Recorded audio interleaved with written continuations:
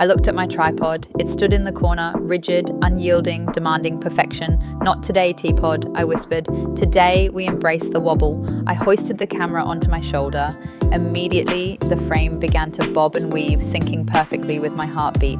I filmed my kitchen in all its glory, the unwashed spoon, the flour on the counter, the cat judging me from the fridge. Handheld style feels like a visual confession. It says, I am human. I have a pulse. Sometimes I tremble a little. The footage wasn't pristine, but it felt alive. It felt real. It reminded me that a steady hand is overrated. Sometimes a shaky hand captures the truth of the moment far better than a locked-down robot ever could. I sat in my rolling office chair, camera in hand, staring at my calendar. Suddenly, I saw it. Dentist appointment, 15 minutes ago. My body rolled forward on the chair wheels. My fingers instinctively twisted the zoom lens backward, the dolly zoom. On screen, my face remained the same size, but the background of my office seemed to stretch and warp into an infinite tunnel of despair. The bookshelf elongated, the window receded into another dimension. It was the visual manifestation of my stomach dropping into my shoes. I watched the playback. It was a masterpiece of panic. It turns out that specific feeling of, oh no, my soul has temporarily disconnected from the server, is actually a very cool camera trick. I missed the appointment, but I got the shot. Prior rights. I was filming a very serious meditative video about the steam rising from my teacup. It was art, it was silence, it was crash. My roommate dropped a tray of muffins. I didn't cut, I didn't politely turn, I whipped. I spun the camera so fast, the room became a blur of motion streaks, a smear of beige wall, a smear of fern, landing abruptly on the pile of muffins. The whip pan is the cinematic equivalent of yelling, OMG, look! It's pure, unadulterated energy. It captures that millisecond where your brain abandons all dignity to chase the loud noise. The muffins were fine, 5-second rule applies, and the footage was hilarious. Sometimes you just have to let the chaos hijack the frame.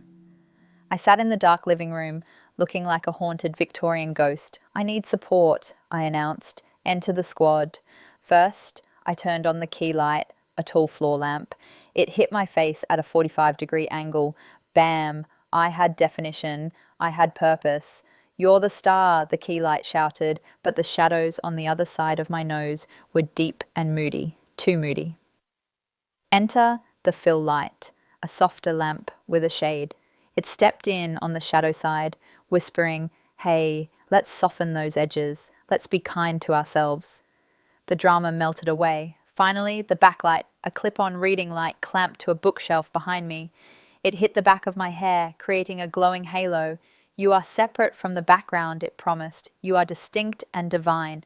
I looked at the monitor. I looked professional. I looked well-rested. I looked like I paid my taxes on time.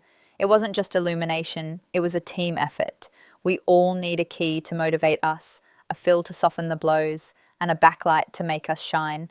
I thank the lamps. They are my best friends.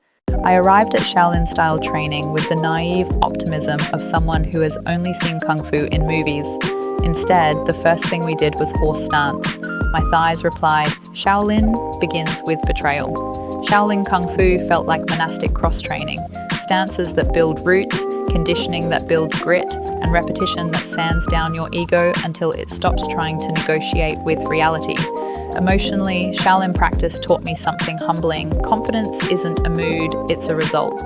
You don't think your way into strength, you practice your way into it. When I held the stance through discomfort without turning it into self-hate, I felt proud in a clean way, like my nervous system trusted me a little more. Also, I learned that enlightenment may be quiet, but it definitely has sore legs. Chan meditation sounded simple. Sit, breathe, observe. I sat. My mind immediately opened a committee meeting titled Everything You've Ever Forgotten to Do. My to-do list didn't just appear, it brought snacks, a slideshow, and one very petty memory from 2009. I tried. A thought rose. You should email someone. I watched it. It fizzled. Another thought rose. You are bad at meditation. I watched it. It fizzled too, which was satisfying. The longer I sat, the more my mind's urgency started losing credibility. My thoughts began to feel like street vendors yelling, fresh anxiety, get your fresh anxiety here. Chan meditation became emotional surrender, not giving up, but letting go of the need to control every mental weather pattern. After a while, my to-do list did something shocking. It quieted. I left the cushion feeling like I'd won a small victory, not over my thoughts, but over my habit of believing every one of them. When Master Han introduced the wooden dummy, I was thrilled. Finally, a training partner who wouldn't interrupt me, misunderstand my tone, or leave me on red. The dummy stood there with its wooden arms sticking out like it was perpetually ready to argue. Honestly, relatable. We practiced striking angles, deflections, footwork, and structure. At first, I hit too hard because I was excited. Then I realized I was also emotionally unloading. Master Han said, "Do not punish the dummy." "I'm not," I said, then immediately delivered a strike with the energy of someone responding to an unreasonable calendar invite. He corrected my form, relaxed shoulders, aligned joints, efficient force. The dummy wasn't there to absorb my feelings, it was there to show me where I was disconnected. Every time I tensed, the movement got clumsy. Emotionally, the dummy became a mirror for my reactivity. It taught me to act without excess, to be firm without being frantic, to express energy without turning it into a tantrum. Also, it was deeply satisfying to work through something with a partner who never said, "Can we circle back?" Master Han announced the 5 animal frolics and said, "Today we play." I was grateful. My seriousness had been getting a little too good at running my life. We moved through the animals: tiger, deer, bear, monkey, crane, each one a different kind of medicine. I found myself especially drawn to bear because bear energy says, "I am here, I am heavy, I am not rushing." The frolics were joyful in a way modern workouts rarely are, just movement that made the body feel alive. Emotionally, it taught me something I keep forgetting. Play is regulation, joy is strength. Also, pretending to be a tiger in public is a great way to discover you have less dignity than you thought and more freedom than you expected. On my last morning at the retreat, Master Han woke us before sunrise again, which I had begun to accept as a spiritual personality trait of his. We went outside while the grass still held dew. The world looked freshly rinsed, like it had taken a shower and not told anyone. Master Han said, "Morning dew practice." I looked around for a cup, a technique, a waiver. "Do we drink the dew?" He smiled. "No, you receive the quality of it." We stood quietly, breathing in cool air. The dew wasn't magic, it was presence made visible. Tiny beads of water reminding me that nourishment can be gentle and slow. I felt my lungs fill without hurry. I felt my eyes soften. I felt my mind, usually caffeinated by fear before it's caffeinated by coffee, settle into a quieter rhythm.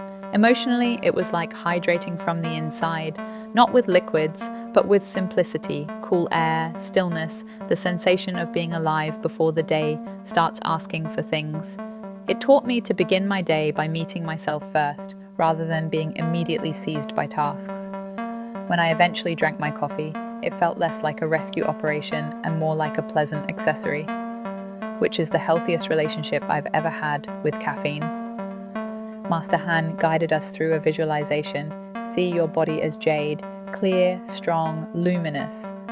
I thought, my body is not jade, my body is a series of opinions and old injuries.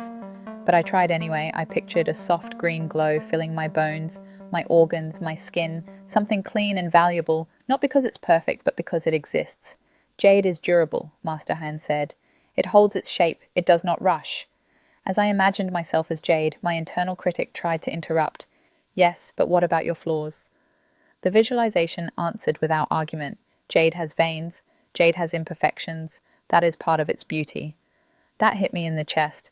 I realized I've been appraising myself like a product, grading my worth based on output, appearance, approval, usefulness. Jade body practice was the opposite, imagining my value as inherent and non-negotiable.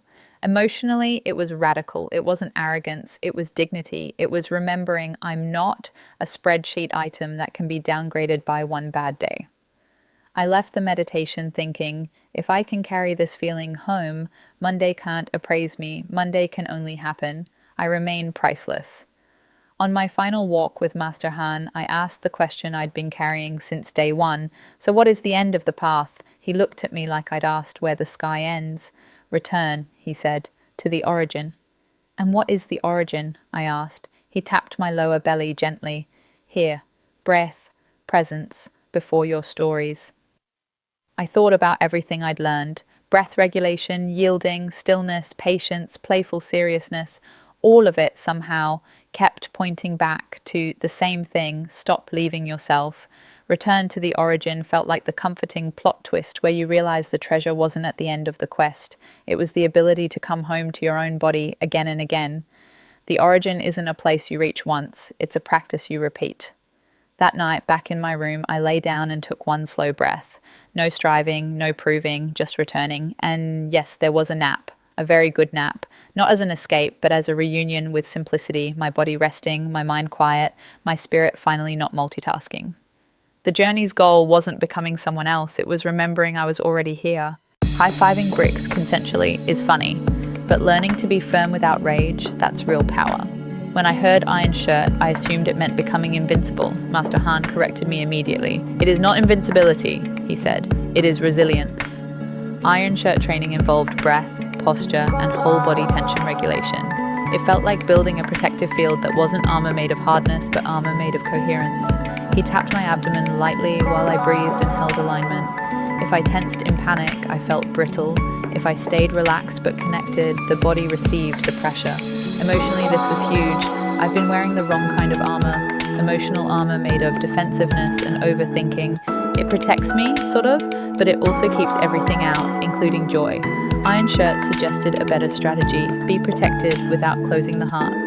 Have boundaries without bitterness. Be able to take a hit, criticism, stress, change, without collapsing or retaliating. Spiritual bubble wrap is exactly right. Not the kind that stops life from happening, but the kind that lets you move through life without every bump becoming a crisis. Dim Mac, pressure point striking, arrived with an aura of legend.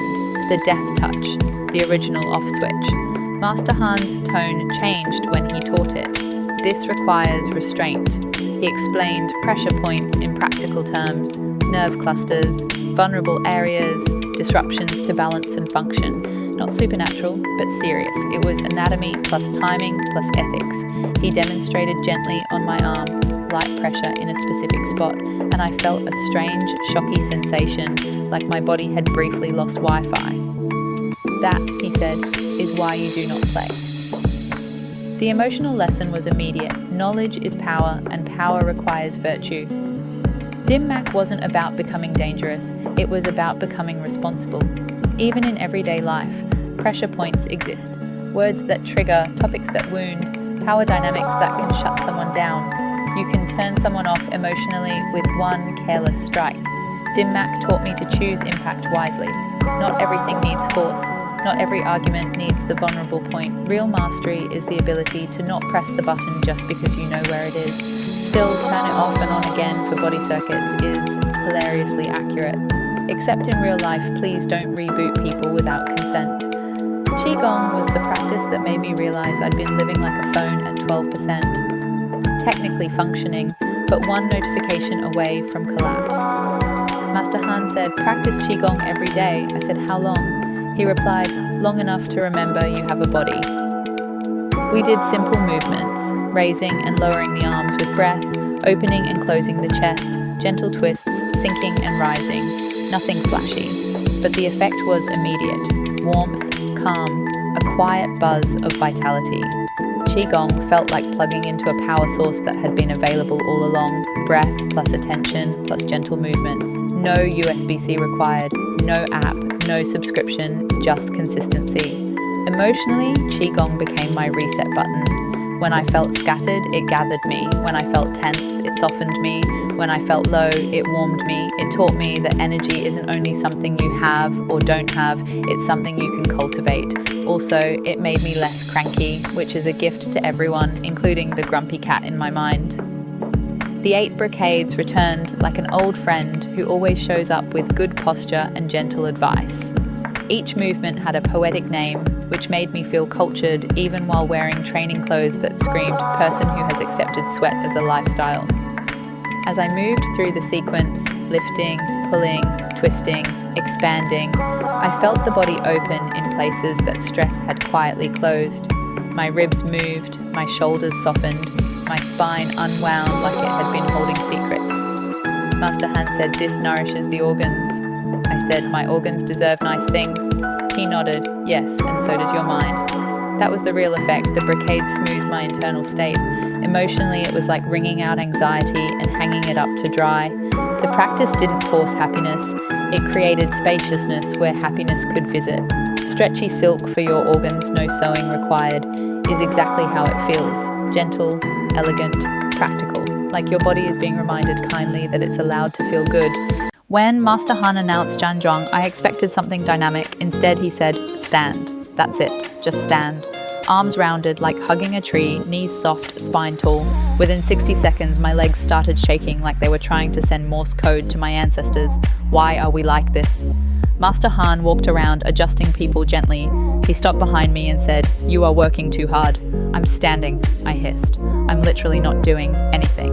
"Yes," he said, "and you are still trying to win." That was the hidden difficulty, standing still without bracing, without striving, without turning it into a performance. Zhanzhuang demanded I become stable but soft, rooted but not rigid, like a lamppost that's sturdy enough to weather storms and humble enough to simply be there. After a while, warmth spread through my arms and belly. My breath slowed, my mind quieted, not because I forced it, but because it ran out of reasons to sprint.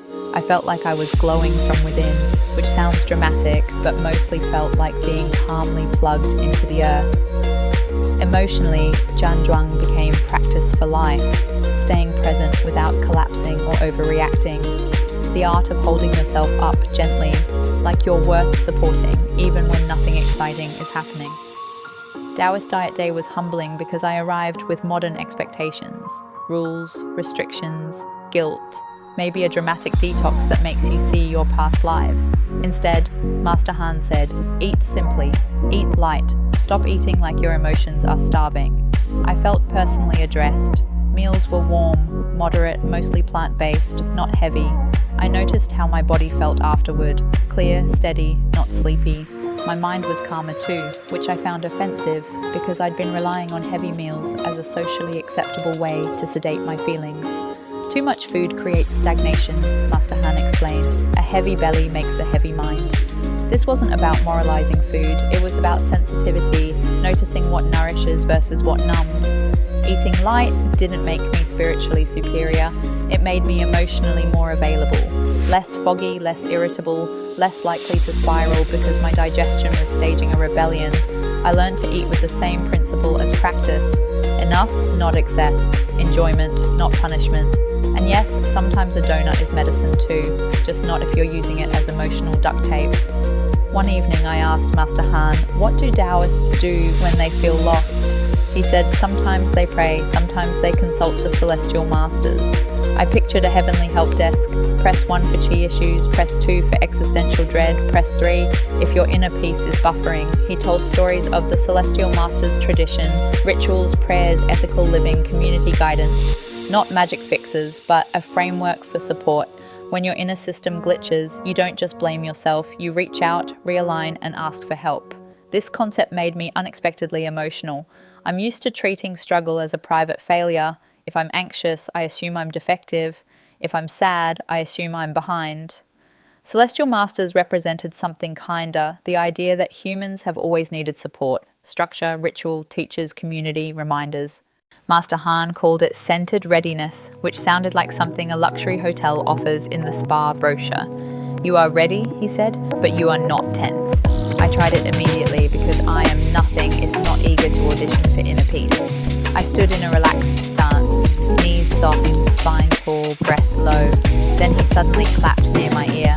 I jumped so hard my soul briefly filed a change of address form. "Too much surprise," he said thoughtfully. "Too much clapping," I replied, rubbing my dignity. He explained that readiness is not paranoia. It's not bracing for the next bad thing, like life is a jump scare compilation. It's being present enough to respond, without living in constant defense. We practiced with gentle pushes and unpredictable cues. A light shove to the shoulder, a tap on the wrist, a sudden step in. When I panicked, I stiffened and got moved. When I stayed centered, I could shift, turn, settle like a reed in wind. The emotional takeaway was almost annoyingly useful. I don't need to scan the horizon for disasters to be prepared. I need to be here, grounded, breathing, aware, so if something happens, I can meet it with my whole self instead of with my worst case imagination. Centered readiness is basically the skill of not borrowing trouble, while still knowing where your keys are. Master Han set up a simple drill.